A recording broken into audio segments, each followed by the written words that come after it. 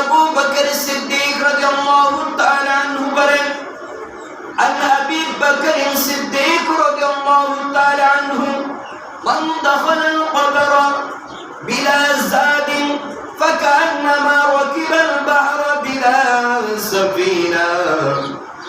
আল্লাহর হাবিবের কলিজার টুকরো প্রাণ প্রিয় সাহাবী হযরত আবু বকর সিদ্দিক রাদিয়াল্লাহু তাআলা আনহু থেকে বর্ণিত আছে, যে ব্যক্তি সম্মান তথা নেক আমল ছাড়া কবরে প্রবেশ করলো, সে যেন কোন তরিবা নৌকা ছাড়া কবরের মধ্যে প্রবেশ করলো।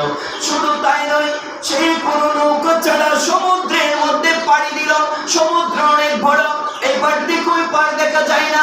বান্দা যদি সাহস করে, সেই সাহস করে সমুদ্রের মধ্যে পাড়ি দেবে, কিন্তু নৌকা ছাড়া, ট্রলার ছাড়া, জাহাজ ছাড়া যাওয়া সম্ভব নয়।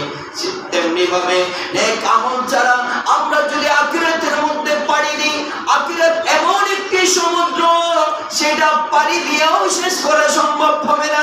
সেই জন্য বান্দা যদি নেক আমল করে থাকে, 5 ওয়াক্ত নামাজ আদায় করবে, বান্দা রোজা রাখবে, বান্দা হজ করবে, বান্দা যাকাত দেবে, বান্দা যখন সব আমলটুকু মেনে নেবে, আল্লাহকে রাজি করার চেষ্টা করবে, আল্লাহর হাবিবকে রাজি করার চেষ্টা করবে, ওই বান্দা যখন আল্লাহর ডাকে সাড়া দিয়ে আখিরাতের মধ্যে পাড়ি দেবে, ওই বান্দা দুনিয়ার জমিনে যে নেক আমলটুকু করেছেন, সেটা সফিনায় পরিণত হবে, সেইটা নৌকায় পরিণত হবে।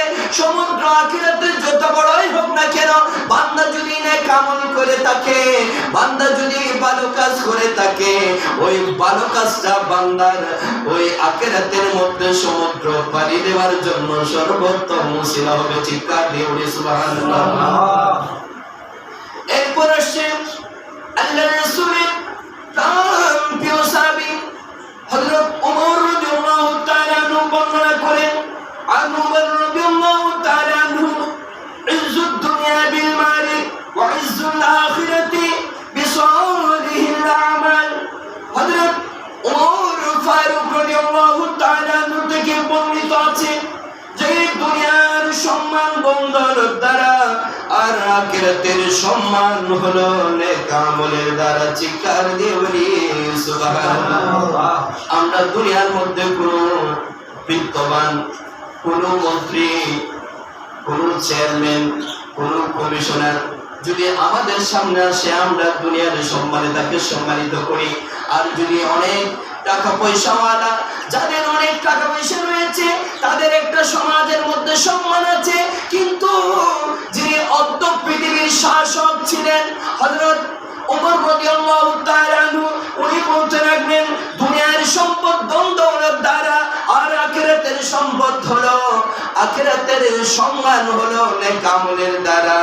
বান্দা যতই ইবাদত বন্দি করবে, বান্দা হালাল খাবে, হারাম থেকে বেঁচে থাকবে, আল্লাহর নির্দেশ মানবে, আল্লাহর হাবিবের রাজামন্দি হাসিল করার চেষ্টা করবে, বান্দা যখন আল্লাহর নির্দেশিত পথে চলবে, বান্দা যখন আল্লাহর হাবিবকে রাজি করার চেষ্টা করবে, আল্লাহর হাবিবের দেখার পথে চলবে, সাহাবায়ে কেরামের দেখার পথে চলবে, আউলিয়ায়ে কেরামের দেখার পথে চলবে, বান্দা তখন আখিরাতের মধ্যে সফল হবে, সম্মানিত ব্যক্তি হিসেবে আল্লাহ ওই বান্দার জন্য অবস্থান করে দেবে। চিৎকার দিয়ে বলি সুবহানাল্লাহ।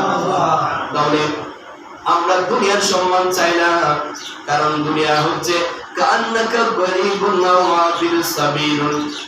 বল আল্লাহর হাবিব বলতে লাগলেন, তোমরা দুনিয়াতে এমন ভাবে থাকো যেমনি ভাবে কোনো মুসাফির বা পথিক থাকে। আরে ভাই, মুসাফিরের কোনো স্বপ্ন নাই।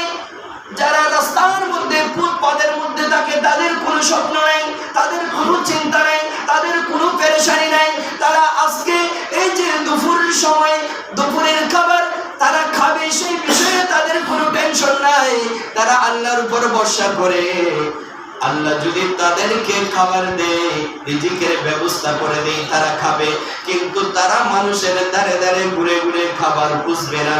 তারা আল্লাহর উপর ভরসা করে যেখানে রাত হবে সেখানে ঘুমাবে, যে সময় যেখানে থাকবে আল্লাহর উপর ভরসা করবে। কিন্তু আমরা যারা সুস্থ সবল রয়েছে, আমাদের স্বপ্নের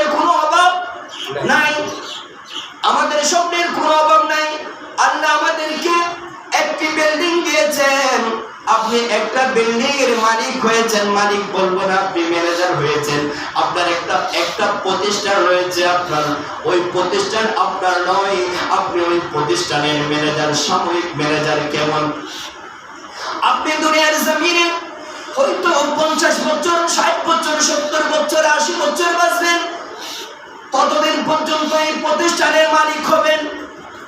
আর যদি আল্লাহ তাকে সারা দিয়ে আপনাকে আখিরাতে পানি দিতে হয়, ওই সম্পদ ছেড়ে চলে যেতে হবে। ওই সম্পদ কিন্তু আপনার নয়, আপনার সাথে থাকবে নেক আমল টুকু। চিকারে ওরে সুবহানাল্লাহ।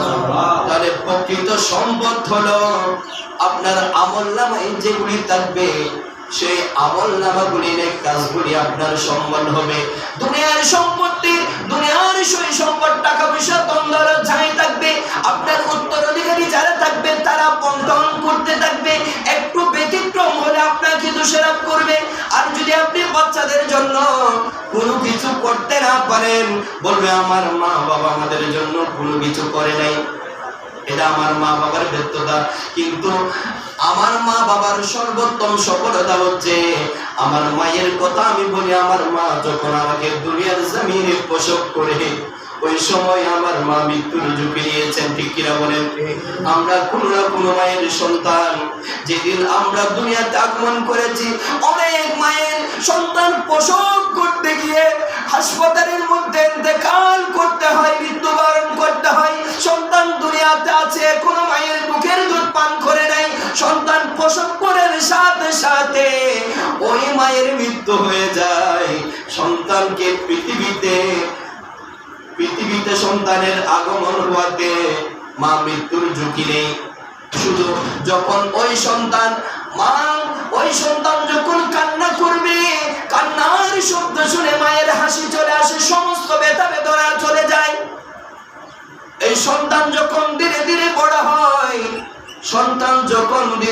বড় হয়, মা বাবার খেদমতের উপযোগী হয়, মা বাবার কাছে আর তাকে না। এরকম ভাই আছে কিনা নাই?